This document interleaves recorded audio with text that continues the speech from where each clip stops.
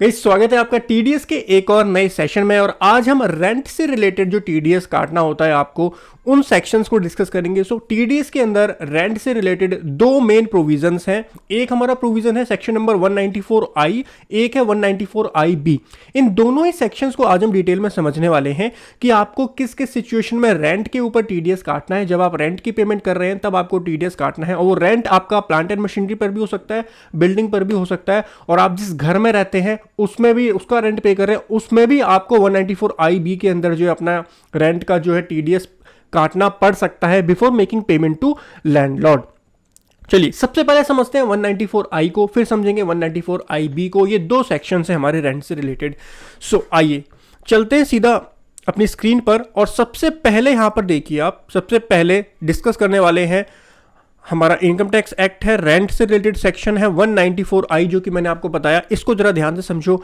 Any person not being an individual or HUF family, यानी पहले तो लॉ मेकर्स ने सेक्शन ने बोला 194I ने एनी पर्सन, पहले तो सारे पर्सन को इंक्लूड कर दिया, लेकिन फिर कुछ एक्सेप्शंस दी हैं, कुछ एक्सक्लूजन करी हैं। क्या एक्सक्लूजन करी है? इंडिविजुअल और HUF को यहां से एक्सक्लूड कर दिया। यानी इंडिविजुअल और HUF को छोड़ के जितने भी पर्सन है, हमारी company, LLP, trust, AOP, BOI वगैरह वगैरह, सोसाइटी वगैरह, जो भी कोई भी पर्सन हो except individual or HUF, who is responsible for paying to a resident any income by way of, बताओ क्या? रेंट। लास्ट क्लास में हमने कॉन्ट्रैक्ट से रिलेटेड पढ़ा था, अब हम रेंट से रिलेटेड पढ़ रहे हैं। सो आपने रेंट, अगर आप रिस्पॉन्सिबल, आपकी रिलायबिलिटी है कि आपको रेंट पे करना है, shall at the time of credit of such income to the account of payee or at the time of payment thereof in cash, in cheque, draft or any other mode. कहने का मतलब point of taxation क्या बताया? जब आप rent को credit कर रहे हैं अपनी बुक्स में वो डेट, या फिर जब आप पेमेंट कर रहे हैं, दोनों में से विच एवर इज अर्लियर उसमें आपको टीडीएस काटना है। लेकिन यहां पर एक चीज समझो, प्रैक्टिकल एक्सपेक्ट आपको समझाता हूं बिल्कुल स्टार्टिंग में ही। मान लीजिए आपका रेंट जो मंथली डिसाइड हुआ, हमने एक ऑफिस लिया। मैं आपको अपना ही एग्जांपल ही दे देता हूँ। हमने एक ऑफिस लिया, उस ऑफिस का रेंट कितना था? 30,000 रुपीज़ का उसका रेंट था, और हमने ऑफिस जो है लिया अभी कुछ महीने पहले ही हमने लिया है। सो 30,000 रुपीज़ का रेंट था, लेकिन जब आप ऑफिस लेते हैं तो आपको कुछ सिक्योरिटी भी देनी पड़ती है स्टार्टिंग में। सो हमसे जो सिक्योरिटी ली गई, 60,000 की हमसे सिक्योरिटी ली गई, 60,000 की हमसे सिक्योरिटी ली लैंडलॉर्ड ने। हमने 60,000 की सिक्योरिटी दी, और उसके बाद जो रेंट होता है, रेंट तो हमको देना ही पड़ता है ऑब्वियसली। रेंट तो आपको जब आपका मंथ कंप्लीट हो जाएगा तब आपको रेंट देना पड़ेगा, या फिर एडवांस में देना पड़ेगा, depending upon the nature of contract और रेंट एग्रीमेंट में जो लिखा हुआ है। क्वेश्चन ये आता है कि जो 60,000 की सिक्योरिटी मैंने दी, 60,000 की सिक्योरिटी मैंने दी, क्या सिक्योरिटी के ऊपर भी सेक्शन नंबर 194I लगा दूं और इसकी पेमेंट करते टाइम में टीडीएस काट दूं 194I में? बोलो जी, 194I के अंदर जो 60,000 की पेमेंट दी है, क्या इसके ऊपर मैं टीडीएस काट दूं? So answer is no. Security के ऊपर टीडीएस आपको नहीं काटना है। आपको जो टीडीएस काटना है वो रेंट के ऊपर काटना होता है। अब एक और सिचुएशन समझो, जब इसको हम खाली करेंगे, जब हम इस प्रीमिसेस को खाली करेंगे ना, तो क्या होता है? लास्ट मंथ का जो रेंट होता है ना, तो वो पे नहीं किया जाता। वो आपका कहां से एडजस्ट होता है? वो आपकी सिक्योरिटी से एडजस्ट होता है। सो जब लास्ट मंथ का रेंट एडजस्ट होगा, क्या उस टाइम पे हमको टीडीएस काटना पड़ेगा? वहां पर हम पेमेंट तो कर नहीं रहे, वहां तो हमारी सिक्योरिटी से एडजस्ट हो रहा है। क्या हमको टीडीएस काटना पड़ेगा? बिल्कुल, क्योंकि eight the time of credit या फिर पेमेंट, भले ही आप पेमेंट नहीं कर रहे हो, आप क्रेडिट तो अपनी बुक्स में करोगे ना, रेंट तो शो करोगे। तो आपने रेंट शो करा तो उस डेट पर आपको जो है लायबिलिटी आ जाएगी, आपको टीडीएस काटना पड़ेगा। सो होप सो आपको ये पॉइंट समझ में आया होगा कि सिक्योरिटी का ट्रीटमेंट आपको कैसे करना होता है। So at the time of payment या फिर at the time of credit, whichever is, दोनों में से जो अर्लियर है उस डेट पर आपको टीडीएस अपना काटना पड़ेगा। रेट क्या होगा भाई? रेट क्या होगा? देखो जी, अब दो चीजें समझ लो। 194I ना दो चीजों के लिए डील करता है। 194I दो चीजों के लिए डील करता है। इसका क्लॉज नंबर ए और clause number B. Clause A जो है वो आपका किस लिए है? मशीनरी, प्लांट एंड इक्विपमेंट्स के लिए। इसके अंदर क्या आ जाता है? आपका कंप्यूटर्स आ जाते हैं। कंप्यूटर आप रेंट पे लेते हो ना, आप प्रिंटर रेंट पे लेते हो, आप लैपटॉप रेंट पे लेते हो, और इसके अलावा कोई और प्लांट एंड मशीनरी आप रेंट पे ले रहे हो, या कोई और इक्विपमेंट रेंट पे ले रहे हो अपने ऑफिस के लिए, तो वो आपका कहाँ पे कवर होगा? क्लॉज ए के अंदर कवर होगा। और वहां पर आपको कितना टीडीएस काटना है? 2% के रेट से टीडीएस काटना है वहां पर। ठीक है, ये पॉइंट क्लियर हो गया। दूसरा है 10%। 10% आपको कब काटना है? अगर आपकी लैंड और बिल्डिंग है, लैंड और building including factory building, land appurtenant to a building including factory. Appurtenant to building का मतलब क्या हो जाएगा, पार्किंग एरिया आपका हो गया वो, तो पार्किंग एरिया का भी जो आप रेंट पे करोगे अगर अलग से, तो आपको उसके ऊपर भी टीडीएस 10% की रेट से काटना पड़ेगा।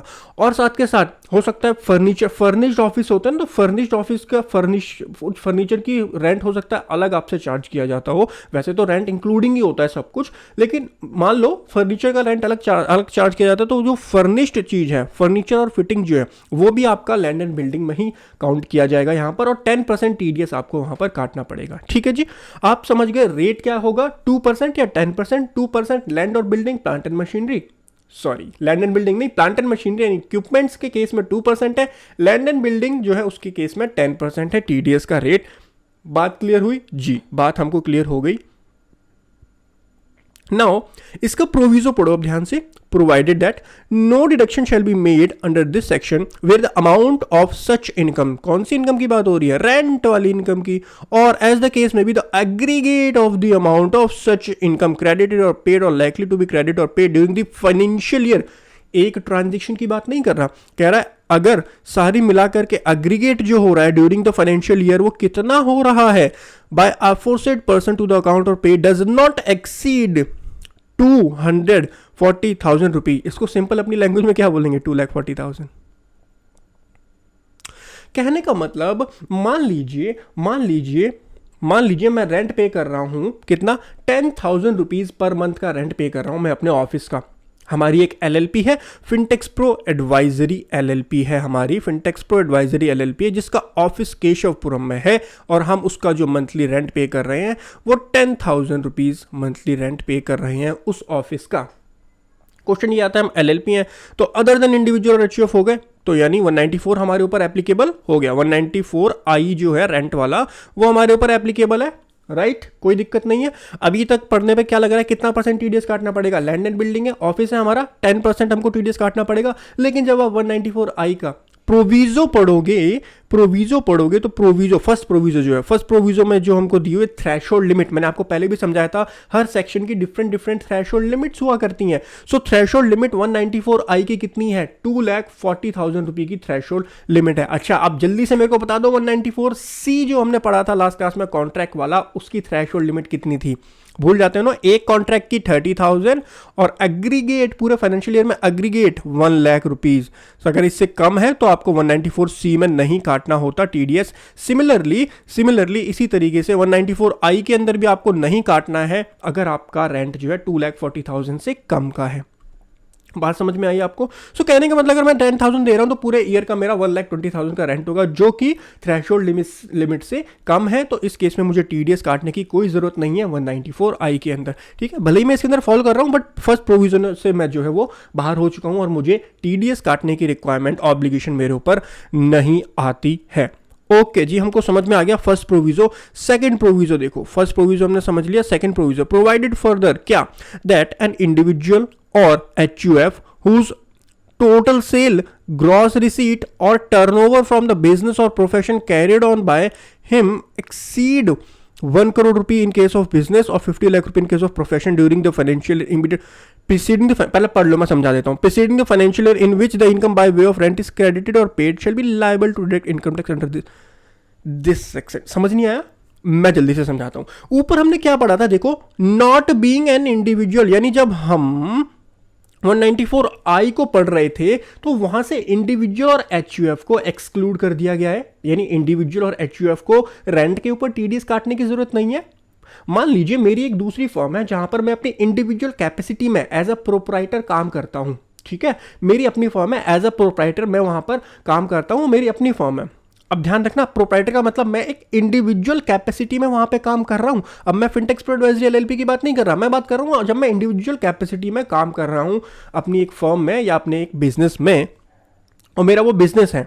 तो लॉ मेकर ने बोला कि यहां से तो आप बाहर हो गए, ऊपर तो आपको टीडीएस काटने की जरूरत नहीं है, लेकिन सेकंड प्रोविजो में लिखा हुआ है कि अगर आपका बिजनेस है और बिजनेस के केस में 1 crore rupees in case of, अगर आपका क्या है इधर देखो, इन केस ऑफ बिजनेस अगर एक्सीड करती है मेरी टर्नओवर 1 करोड़ से ज़्यादा, मेरा बिजनेस की टर्नओवर 1 करोड़ से एक्सीड करती है, या फिर मेरा प्रोफेशन है, मान लो मेरी जो फर्म है वहाँ मैं टैक्सेशन और जीएसटी कंप्लाइंस की जो सर्विसेज प्रोवाइड कर रहा हूँ, तो सर्विसेज के केस में 50 लाख, सर्विसेज के केस में 50। कुछ कुछ याद आया, ये पॉइंट हमने 194C के अंदर भी पढ़ा था। 194C के अंदर भी यही रिक्वायरमेंट थी, स्पेसिफाइड पर्सन जब हमने पढ़ा था, ध्यान करो, स्पेसिफाइड पर्सन कौन होता है, जिसकी टर्नओवर 1 करोड़ को एक्सीड कर रही है बिजनेस के केस में, प्रोफेशन के केस में 50 लाख को एक्सीड कर रही है। अगर वो हो इंडिविजुअल, तभी आप स्पेसिफाइड पर्सन हो, तभी आपको 194C में क्या काटना है, टीडीएस काटना है। यानी 194C में भी सेम कंडीशन थी एक टीडीएस काटने के लिए। 194I में भी जो आप टेनेंट हो, टेनेंट ही काटेगा ना, टेनेंट पेमेंट करेगा, तो टेनेंट,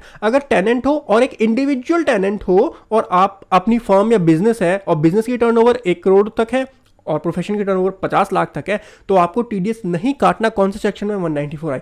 सिंपली बताऊं लॉजिक क्या है इसके पीछे, जो छोटे छोटे बिजनेस होते हैं ना, जो स्मॉल बिजनेसेस होते हैं, उनको यहां से क्या दिया हुआ है, छूट दी हुई है, एग्जम्पशन दी हुई है।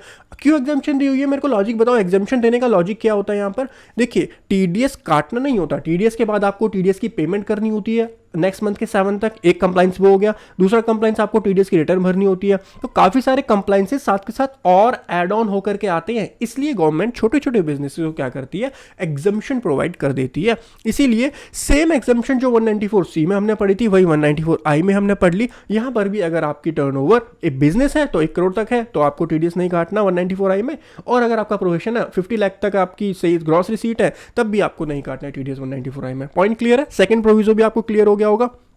देन थर्ड प्रोविजो आ जाओ जी। थर्ड प्रोविजो में क्या बोला हुआ है, ये हमारा थर्ड प्रोविजो है। Provided also that no deduction shall be made under this section where the income by way of rent is credited और paid to business trust being an real estate investment trust. ये concept होता है, writ का concept होता है, real estate investment trust. इसका एक different separate concept है और इनकम टैक्स में भी इसका सेपरेट ट्रीटमेंट होता है। रिट जब कोई भी रेंट पे करती है तो उसको टीडीएस काट करके ही रेंट पे करना होता है, 10% टीडीएस काटता है, वो डिफरेंट प्रोविजंस में टीडीएस मतलब टैक्स करता है।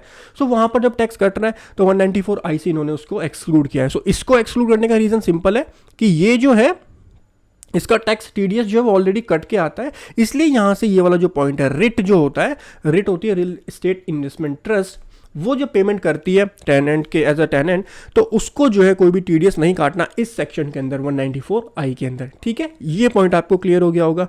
एक्सप्लेनेशन पढ़ लेते हैं, थोड़ी सी एक्सप्लेनेशन हमको दी हुई है, उनको जरा समझ लेते हैं। एक्सप्लेनेशन में बेसिकली हमको समझाया हुआ है कि for the purpose of this section, rent का मतलब क्या होगा, रेंट का मतलब होगा कि भाई रेंट के अंदर वट एवर नेम कॉल्ड, चाहे आप लीज ले लो, सब लीज ले लो, टेनेंसी और एनी अदर एग्रीमेंट और arrangement for the use of either separately और टुगेदर एनी, क्या आप लैंड ले लो, बिल्डिंग ले लो, और किसके लिए, लैंड एपरेंट हुआ, building, factory, machine, plant, equipment, furniture, fittings, ये सारी चीज़ें इन्होंने यहाँ पर इंक्लूड कर दी हैं। इनका रेंट अगर आप पे करते हो तो आपको क्या काटना पड़ेगा, बोलो, टीडीएस काटना पड़ेगा। वेदर और not owned by the pay, ये वर्ड यहाँ पर क्यों यूज़ किया, हो सकता है ना लीज वाला कंसेप्ट, सब लीज किया हो उसने, मतलब उसकी अपनी जिसको आप पेमेंट कर रहे हो वो लैंडलॉर्ड ना हो सकता है उसने लीज पे लिया हो और फिर लीज से आपको सब लीज पे दिया हो, तो इसलिए जरूरी नहीं है कि वो पर्सन ओनर है या नहीं है। और लास्ट में इन्होंने एक चीज और लिख दी है, इसको भी जरा पढ़ लो, जो हमने 194C के अंदर भी इसको क्लियरली समझा था कि भाई जरूरी नहीं है एनी अमाउंट क्रेडिटेड, एक सेकेंड रुको, so any amount credited to any account whatever name called suspense account or by any other name, जरूरी नहीं आप लैंडलॉर्ड को ही क्रेडिट करो, किसी को भी आप क्रेडिट कर रहे हो तो वहां पर भी आपको आपकी लायबिलिटी आ जाएगी, डीम्ड क्रेडिट मान लिया जाएगा और इस सेक्शन के अंदर आपकी लायबिलिटी आ जाएगी। कहने का मतलब एक छोटा सा सेक्शन था लेकिन प्रैक्टिकली बहुत ही ज्यादा यूज होता है सेक्शन नंबर 194I का। एक बार क्विकली रिवाइज करते हैं, आपको कितना टीडीएस काटना पड़ता है। रेट दो डिफाइन है, एक 2% है, एक 10% है। अगर आपकी प्लांट मशीनरी इक्विपमेंट है तो 2% टीडीएस काटना है सेक्शन 194I। अगर आपकी क्या है लैंड एंड बिल्डिंग है तो 10% का टीडीएस आपको काटना है 194I के अंदर। और इंडिविजुअल और किसको नहीं काटना, इंडिविजुअल और एचयूएफ को यहां पर इन्होंने क्या करा है, एक्सक्लूड कर दिया, स्टार्टिंग में ही एक्सक्लूड कर दिया इंडिविजुअल और एचयूएफ। लेकिन लेकिन लेकिन इंडिविजुअल और एचयूएफ में आपको एक चीज जरूर ध्यान रखनी है। क्या चीज ध्यान रखनी है, अगर उस इंडिविजुअल एचयूएफ की टर्नओवर बिजनेस है 1 करोड़ से ज्यादा है, प्रोफेशन है 50 लाख से ज्यादा है, तो ये एक्सम्पशन नहीं मिलेगी उसको, तो वो सेकंड प्रोविजन में फॉल हो जाएगा। सेकंड प्रोविजन में फॉल हो गया तो उसको भी टीडीएस काटना पड़ेगा जी। पॉइंट क्लियर हो गया। और पहली क्या है, थ्रेशोल्ड लिमिट कितनी है 194I की, 2,40,000। सो कोई भी जो रेंट है अगर वो 2,40,000 पूरे फाइनेंशियल ईयर की बात कर रहा हूं मैं, पूरे फाइनेंशियल ईयर में 2,40,000 से कम है तो आपको टीडीएस नहीं काटना, उससे ज्यादा है तो आपको टीडीएस काटना पड़ेगा। ठीक है जी। 194I हमने समझ लिया रेंट। अब रेंट से रिलेटेड एक और सेक्शन आता है, उसको भी जरा जल्दी से कवर कर लेते हैं। 194IB जो कि मैंने आपको बताया था। 194IB बेसिकली होता किसके लिए, ये इंडिविजुअल और एचयूएफ के लिए ही होता है। उसके अलावा तो 194I के अंदर कवर हो जाते हैं। जो बिजनेस है, हमारी फर्म है फिनटेक एक्सपर्ट एडवाइजरी एलएलपी, आपकी कंपनी है, कोई और है, तो वो कहाँ पे कवर हो गया, वो तो 194I ने कवर कर लिया। इंडिविजुअल और एचयूएफ के लिए 194IB में, तो ये जो रेंट पे कर रहे हैं, अब ये कौन सा रेंट है, जो आप अपने घर का रेंट पे कर रहे हो। अगर आप रेंट पे रहते हो, किराए पे रहते हो, तो आपके ऊपर भी ये सेक्शन लगता है। पढ़ने के बाद पता चलेगा आपको टीडीएस काटना है या नहीं काटना, वो बात की बात है, लेकिन आपके ऊपर ये सेक्शन अप्लाई होता है। चलिए, payment of rent by certain individuals की बात हो रही है और एचयूएफ की बात हो रही है। ठीक है, इन दोनों को टीडीएस काटना है। सेक्शन 194IB की बात हो रही है। Any person being an individual or HUF, ठीक है, मैंने पहले ही बोला आपको इंडिविजुअल या HUF other than those refer to in the second provision of 194I। ये पॉइंट समझ नहीं आया, लेकिन मैं समझा देता हूं ये पॉइंट क्या बोलना चाह रहा है। मान लीजिए आप एक इंडिविजुअल और एचयूएफ हो, तो इंडिविजुअल एचयूएफ हो तो आपके ऊपर 194IB में आप आ जाओगे। लेकिन अगर आप इंडिविजुअल हो, आप एक प्रोप्राइटर हो, आपका बिजनेस है जिसकी टर्नओवर 1.5 करोड़ रुपीज है, तो आप 194I जो अभी भी पढ़ के आए उसके सेकंड प्रोविजन में फॉल हो गए। सेकंड प्रोविजन में फॉल हो गए तो आपके ऊपर कौन सा सेक्शन लग जाएगा, 194I लग जाएगा। तो 194IB ने बोला कि अगर आपके ऊपर 194I लग रहा है तो आप वहां जाओ, उसके अकॉर्डिंग टीडीएस काटो, हमारे पास मत आओ। समझ गए। इन दो सेक्शंस में से कौन सा सेक्शन प्रिवेल करेगा, लॉ की लैंग्वेज में बोलते हैं कौन सा सेक्शन प्रिवेल करेगा या फिर कौन सा सेक्शन ओवरराइड करेगा, 194I जो है हमारा वो ओवरराइड करेगा।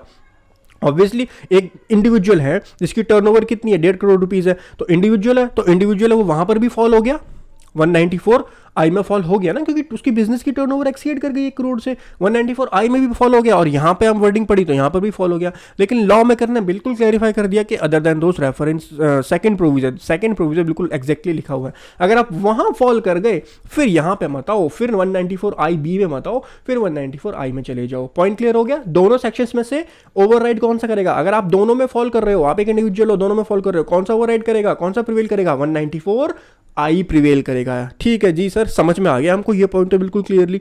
Responsible for paying to a resident any income by way of rent, यहां पर भी रेंट की बात हो रही है। मैंने बताया था आपको दोनों सेक्शंस रेंट के ही हैं।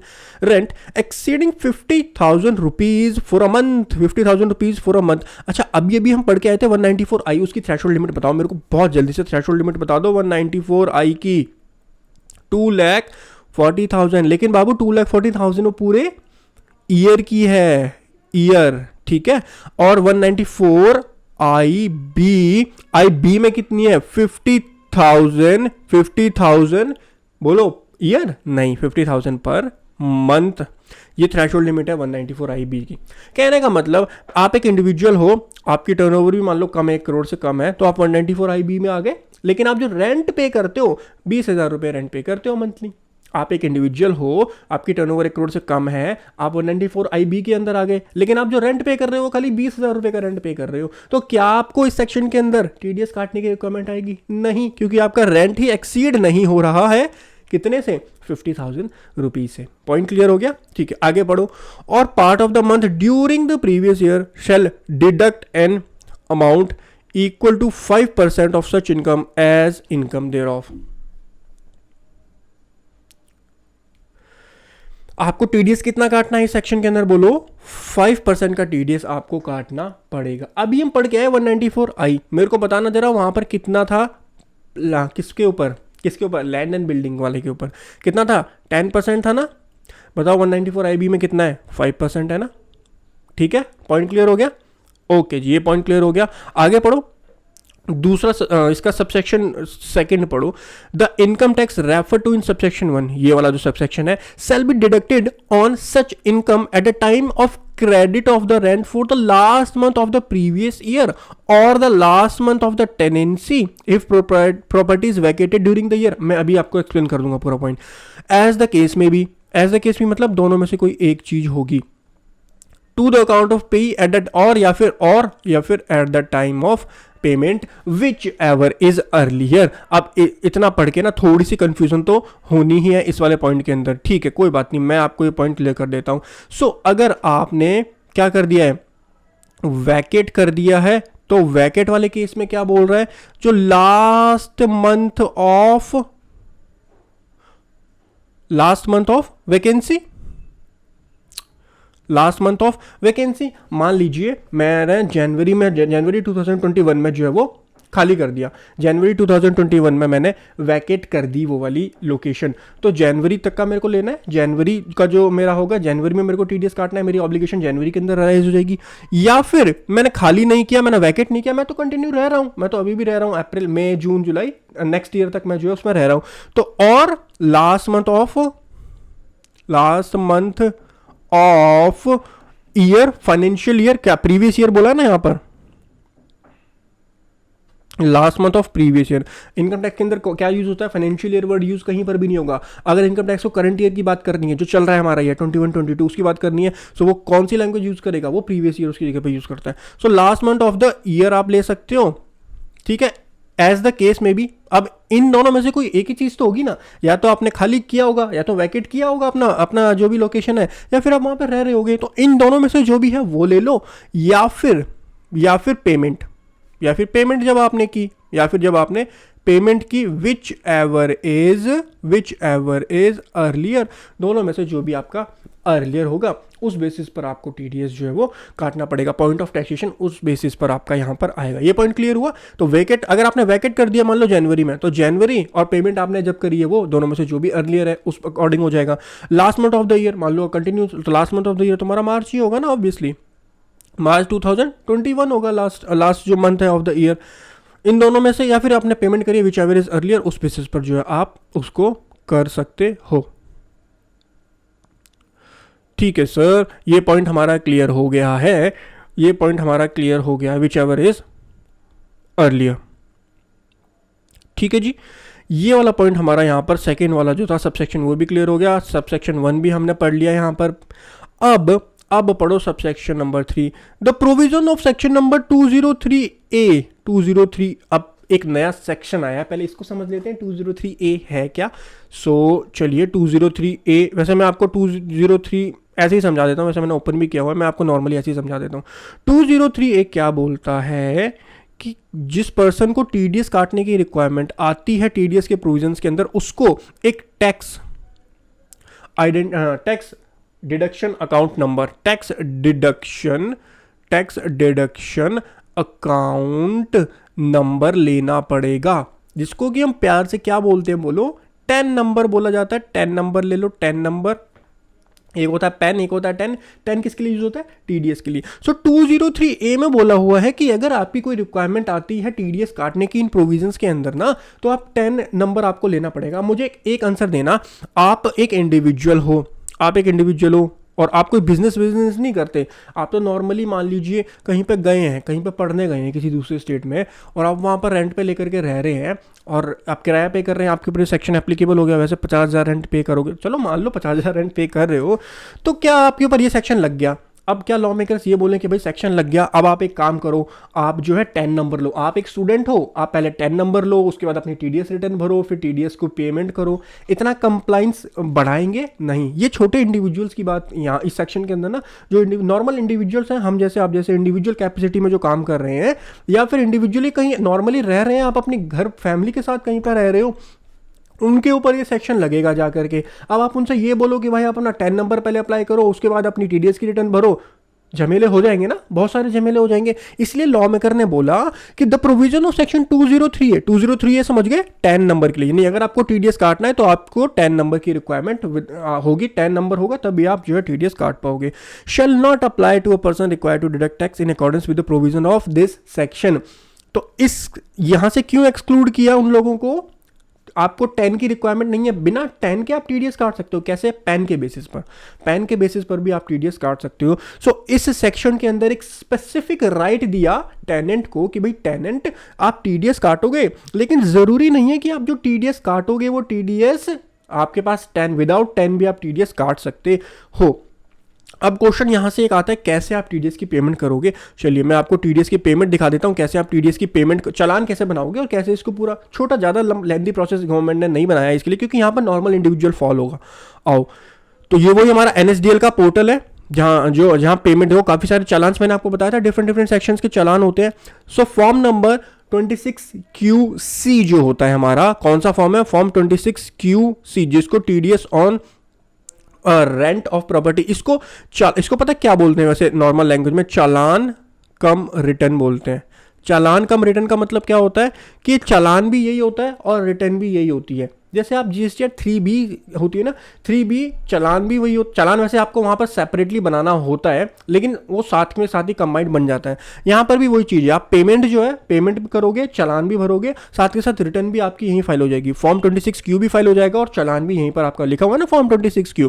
फॉर्म 26Q भी आपका यहीं फाइल हो जाएगा, 26QC यहीं फाइल हो जाएगा और पेमेंट भी आपकी यहीं पर हो जाएगी। कैसे करना होता है मैं आपको थोड़ा सा इसमें ब्रीफ कर देता हूँ। देखिए, प्रोसीड में आप जाओगे, एक सेकंड, प्रोसीड में आप जाओगे, यहाँ पर आपको डिटेल्स अपनी डालनी पड़ेगी। टैक्स एप्लीकेबल कॉर्पोरेशन टैक्स या income tax other than company. Tax applicable will populated on the basis of pain of landlord. यहाँ पर आपको यहाँ पर लैंडलॉर्ड की बात हो रही है। क्या सेलेक्ट करना? लैंडलॉर्ड। मान लीजिए आपने किसी कंपनी से लीज पे ली हुई है या फिर किसी इंडिविजुअल से लीज पे ली हुई है। So income tax other than companies में आपको यहाँ पर डालना है और कॉर्पोरेशन टैक्स में आपको यहाँ डालना है। मान लीजिए जो लैंडलॉर्ड है ना, यहाँ पर लैंडलॉर्ड का नेचर आपको डालना है। लैंडलॉर्ड का नेचर क्या है? टेनेंट, आपका अपना नेचर नहीं डालना। लैंडलॉर्ड का नेचर कैसे पता चलेगा भाई? उसके पेन से पता चलेगा ना। पेन का 4th डिजिट देखना, अगर P है तो इंडिविजुअल है, C है तो कंपनी है, F है तो फर्म है। सिंपली पता चल जाएगा वहां से आपको, ठीक है। सो अगर वो एक कॉर्पोरेशन है, कंपनी है, तो क्या डालोगे? ये सेलेक्ट कर लो। अगर इंडिविजुअल अदर देन कंपनी है तो ये सेलेक्ट कर लो, ठीक है। उसके बाद में आपको क्या सेलेक्ट करना? आओ जी, फाइनेंशियल ईयर आप सेलेक्ट करोगे। अब यहाँ पे एक चीज़ ध्यान रखना, फाइनेंशियल ईयर सेलेक्ट करना है आपको। Financial year will be popular on the basis of date of payment credit selected in the form. जो आप पेमेंट सेलेक्ट करोगे उसके बेसिस पे फाइनेंशियल यहाँ पे ऑटोमेटिकली सेलेक्ट हो जाएगा। यहाँ पे फाइनेंशियल ईयर सेलेक्ट होगा, ध्यान रखना, यहाँ पर फाइनेंशियल सेलेक्ट होगा, ना कि असेसमेंट। फाइनेंशियल ईयर क्यों डाला यहाँ पर? मेरे को एक लॉजिक बताओ। गवर्नमेंट ने यहाँ पर, जब गवर्नमेंट अभी हमने फॉर्म सीखा था, वहाँ पर इन्होंने बोला था कि भाई हम जब मैंने आपको चालान बनाना सिखाया था, नॉर्मल वाला चालान जो 281 चालान 194C में भरा था लास्ट सेशन में, ध्यान आया? वहाँ पर तो हमको बोल रहा था कि भाई असेसमेंट ईयर बता दो हमको, आपका प्रीवियस ईयर ये होगा वो होगा। यहाँ पर सिंपली फाइनेंशियल ईयर डाला हुआ है। क्यों? क्योंकि ये जो चालान भरेगा ना, गवर्नमेंट ने इस इंटेंशन से बनाया है कि ये चालान एक इंडिविजुअल नॉर्मल पर्सन भरेगा। तो वो नॉर्मल पर्सन जब वो भरेगा तो उस केस में भाई उसको थोड़ी समझ में आएगा कि असेसमेंट ईयर क्या है और प्रीवियस ईयर क्या है। उसको तो फाइनेंशियल ईयर पता है ना। इसलिए यहाँ पर इस फॉर्म को सिंपल बनाने के लिए इन्होंने क्या किया, यहाँ पर फाइनेंशियल लिखा हुआ है। 800 जो कोड है टीडीएस ऑन रेंट। उसके बाद स्टेटस ऑफ द लैंडलॉर्ड का स्टेटस आपको यहाँ से सेलेक्ट करना है कि भाई वो रेजिडेंट है कि नॉन रेजिडेंट है। उसका आपको पैन नंबर डालना है। यहाँ पर अगर पैन नंबर नहीं है तो आपको ये सेलेक्ट करना है, और पैन नंबर नहीं है तो उस केस में टीडीएस जो है ना वो 5% नहीं कटेगा। अभी हम 194 IB में पढ़ के आए, बताओ कितना टीडीएस का रेट होगा 194 IB में? 5%। लेकिन अगर पैन नहीं है लैंडलॉर्ड के पास, वो सेक्शन मैंने आपको पढ़ाया नहीं है, अभी पढ़ा दूंगा थोड़ी देर में चल के, वहाँ पर आपका 20% टीडीएस काटा जाएगा, ठीक है। 206AA, लो जी बता दिया आपको सेक्शन, ठीक है जी। उसके बाद पैन नंबर किसका डालना है? टेनेंट का पैन नंबर डालना है। कैटेगरी ऑफ पैन आ जाएगा यहाँ पर ऑटोमेटिक, इससे ऑटोमेटिक सेलेक्ट होकर के आएगा। उसके बाद full name of the tenant आएगा। उसके बाद में आपको कंफर्म पैन डालना है टेनेंट का, दोबारा से पैन नंबर डालोगे, बेसिक डिटेल्स डालनी है। उसके बाद आपको सारी कैटेगरी ऑफ लैंडलॉर्ड का पैन डालना है, उसकी कैटेगरी अपने आप आ जाएगी, उसका फुल नेम यहाँ पर आ जाएगा, एंड कंफर्म पैन डालना है। उसके बाद में आप जैसे ही सारी डिटेल डालने के बाद इसको नेक्स्ट करोगे, मेरा नेक्स्ट नहीं जाएगा क्योंकि मैंने डिटेल्स अभी नहीं डाली हैं। उसके बाद में आपको एड्रेस की डिटेल डालनी पड़ेगी यहाँ पर, एक सेकंड रुको, ये सेकंड में आपको एड्रेस डिटेल डालना पड़ेगा, वो जो लोकेशन है वो। प्रॉपर्टी की डिटेल्स आपको डालनी है वहाँ पर लैंडलॉर्ड की, और पेमेंट की इन्फॉर्मेशन आपको डालनी है, और पेमेंट की इन्फॉर्मेशन डाल के आप जो है पे कर दोगे, और सिंपली आपकी दोनों चीज़ हो जाएंगी। यहाँ पर आपकी रिटर्न भी फाइल होगी है ये, और आपका चालान भी बन गया। इसके अलावा आपको कोई कंप्लाइंस नहीं करना है, आपका काम यहाँ पर हो गया। 194 IB का आपने कंप्लाइंस कर दिया है। चलिए आ जाइए दोबारा से 194I बी के अंदर ये रहा हमारा 194 IB। चलिए, सो ये वाला सेक्शन हो गया। सब सेक्शन 4 देख लो। सब सेक्शन 4 वैसे मैंने आपको बता दिया। In case where the tax is required to be deducted as per the provision of section number 206AA, such deduction shall not exceed the amount of rent payable for the last month of the previous year और the last month of the tenancy as the case में भी। ये समझ में नहीं आया sir, ये वाला सब सेक्शन हमको समझ में नहीं आया। पहले तो 206AA समझ लो। सेक्शन 206AA क्या बोलता है कि अगर आप लैंडलॉर्ड जो है, इस केस में हम लैंडलॉर्ड बोल सकते हैं। सो अगर लैंडलॉर्ड जो है उसके पास अपना पेन नहीं है या पेन फर्निश नहीं करता, पेन प्रोवाइड नहीं करता, तो उस केस में आपको टीडीएस काटना पड़ेगा। बोलो कितना परसेंट टीडीएस काटोगे? 20% के रेट से आपको टीडीएस काटना पड़ेगा। 5% की जगह 20% काटना पड़ेगा। ये बोलता है सेक्शन नंबर 206AA। लेकिन एक चीज यहां पर बोली 4th सबसेक्शन के अंदर कि सच डिडक्शन, ये जो आप 20% काटोगे ना, 20%, such deduction shall not exceed, कितने से एक्सीड नहीं होगा? Shall not exceed the amount of rent payable for the last month of the previous year और the last month of the tenancy as the case may be. ठीक है, example के through समझो। 1 लाख रुपए का रेंट पे करता हूं मैं, 1 लाख रुपए का रेंट जो है पर मंथ, 1 लाख रुपए का पर मंथ रेंट पे करता हूं, तो ऑब्वियसली यहाँ पे मुझे काटना पड़ेगा क्योंकि 50,000 को एक्सीड कर रहा हूँ। पेमेंट जो होती है वो कैसे होती है? 6 मंथली पेमेंट होती है, 6 मंथ में पेमेंट होती है। तो अक्टूबर तक मैंने कर दी थी, अक्टूबर के बाद में करनी नवंबर दिसंबर जनवरी, अक्टूबर से करनी, अक्टूबर नवंबर दिसंबर जनवरी फरवरी मार्च, यानी वो जो 6 मंथ बचे ना, सो लास्ट 6 मंथ बचे, 6 मंथ की पेमेंट मेरे को करनी है। तो टोटल मेरे को कितना पे करना है? बोलो 6 लाख रुपीज़ का रेंट पे करना है। 6 मंथ का रेंट मेरे को 6 लाख रुपये पे, अभी मैंने पे नहीं किया, इसको मैं पे करूंगा नेक्स्ट मंथ में, अप्रैल मंथ में जाकर के मैं पे कर दूंगा 6 लाख रुपये जो मेरा आ रहा है। पॉइंट क्लियर है? ठीक है। लॉ में हमने पढ़ा, तो लॉ में हमने बोला था कि आपको टीडीएस पॉइंट ऑफ टैक्सेशन बताओ last month of the previous year, क्योंकि मैं तो अभी रेंट पर रह ही रहा हूँ ना, मैंने खाली थोड़ी किया है अपनी वैकेट थोड़ी की है location. So last month of the previous year बताइए मेरे को, last month of the previous year March month. ठीक है, मार्च मंथ में मुझे इसका टीडीएस काटना पड़ेगा। कितना काटना पड़ेगा टीडीएस? लैंडलॉर्ड ने अपना पेन ही नहीं दिया। वैसे तो मुझे 5% काटना था इस सेक्शन के अंदर, 5% लिखा हुआ है, ये रहा क्लियरली 5%, लेकिन लैंडलॉर्ड ने अपना पेन नहीं दिया। अब पेन नहीं दिया तो मुझे इसका कितना परसेंट काटना पड़ेगा? आंसर दो, 20% मेरे को काटना पड़ेगा। बताओ 6 लाख का 20% कितना होगा? 6 लाख का 20% कितना होगा? 1,20,000, 1,20,000। पॉइंट क्लियर है? 1,20,000। लेकिन मेरा रेंट पर मंथ कितना है? पर मंथ का रेंट, लास्ट मंथ का रेंट कितना है? देखो ना सबसेक्शन 4 में क्या बोला है? Such deduction shall not exceed the amount of rent payable for the last month of the previous year. Last month of the previous year March month का रेंट कितना होगा? 1 लाख रुपए। वहां तो कोई दिक्कत नहीं है, 1 लाख रुपए। इससे एक्सीड नहीं होना चाहिए, इससे एक्सीड नहीं होना चाहिए। मैं तो 20 अप्रैल को जाकर के पे कर दूंगा। 6 लाख रुपए का मेरा रेंट बनता है ना, 20 अप्रैल को जाकर लैंडलॉर्ड के पास जाऊंगा, 6 लाख रुपए वैसे टैक्स काट, टीडीएस काट के, 6 लाख रुपए तो नहीं, टीडीएस काट के जो भी बनेगा वो मैं उसको पे कर दूंगा, क्या दिक्कत है? लेकिन ये टीडीएस की जो पेमेंट है, टीडीएस की पेमेंट क्या होगी? नेक्स्ट मंथ की 7 तक मुझे पे करना होगा। जो भी चालान हमने देखा नेक्स्ट मंथ की 7 तक मुझको पे करना होगा। तो मैं 7 तारीख को लैंडलॉर्ड के पास जाता हूँ और लैंडलॉर्ड से बोलता हूँ, लैंडलॉर्ड एक काम करो, 1,20,000 रुपये मेरे को दे दो, 1,20,000 दे दो और उसका जो है मेरे को टीडीएस आपका भरना है। तो बोलेगा तुमको पेमेंट देनी तो है, तो मैं कहूँगा मैं तो 20 तारीख को दूंगा ना, आप मेरे को अभी दे दो पेमेंट, मेरे को वहां देना। ऐसा होगा क्या? नहीं। तो लॉजिकल सोचो, 1 मंथ के रेंट से ज़्यादा का टीडीएस पे करवाना कहीं से भी लॉजिकल नहीं है और गवर्नमेंट को नहीं करवाना चाहिए। भाई रेंट ही आपका 1 लाख रुपए का है, सो आप 1 मंथ में 1,20,000 का टीडीएस क्यों पे करवा रहे हो? तो यहाँ पर डिपार्टमेंट ने एक रिलैक्सेशन दी कि भाई विवेक टेनेंट जी एक काम करो, 1,20,000 का मत दो आप टीडीएस जो लास्ट मंथ का रेंट है वो उतना जो है उतना खाली हमको टीडीएस, 1 लाख रुपए का टीडीएस दे दो। तो 6 लाख में से मैं क्या करूंगा? 1 लाख रुपए का टीडीएस काट लूंगा और 7 तारीख को मैं 1 लाख रुपए टीडीएस गवर्नमेंट को जमा करा दूंगा। 20 तारीख को मैं लैंडलॉर्ड के पास जाऊंगा और उसको 6 लाख में से जितना टीडीएस माइनस हुआ 1 लाख रुपये और 5 लाख रुपए जो है क्या करूंगा? 5 लाख रुपए दे दूंगा सर उनको कि भाई 5 लाख रुपए आप ले लो, 1 लाख रुपए का आपका टीडीएस कट गया। और टीडीएस जो कटा है वहां पर मैंने सबसेक्शन नंबर 4 का यूज किया है। ठीक है, ये पॉइंट आपको क्लियर हो सेक्शन नंबर 194 आई बी का। सो गाइस दो सेक्शन हमने क्लियरली समझे डिटेल के अंदर, section number 194 I and section number 194 I B. साथ के साथ एक चालान जो इसका रिलेटेड चालान जो होता है form number 26 QC, form 26 QC जो कि चालान कम रिटर्न दोनों चीज होती हैं, वो भी हमने समझा। सो गाइस ये था पूरा डिस्कशन टीडीएस ऑन रेंट से रिलेटेड। होप सो आपको ये वीडियो पसंद आई होगी, इंफॉर्मेटिव लगी होगी, और हाँ अगले सेशंस में हम टीडीएस के और सेक्शंस को डिस्कस करने वाले हैं। Guys thank you so much for watching, have a great time, हंसते रहिए और मुस्कुराते रहिए, बाय बाय, टेक